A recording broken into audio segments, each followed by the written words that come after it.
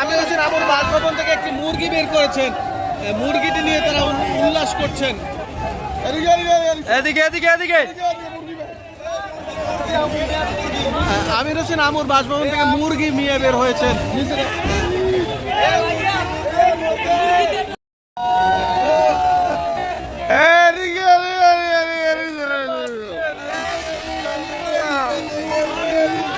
আমির হোসেন আমর বাসভবন থেকে একটি মুরগি বের করেছেন, মুরগিটি নিয়ে তারা উল্লাস করছেন।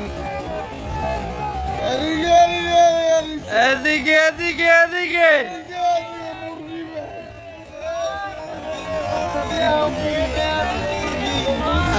আমির হোসেন আমর বাসভবন থেকে মুরগি নিয়ে বের হয়েছেন।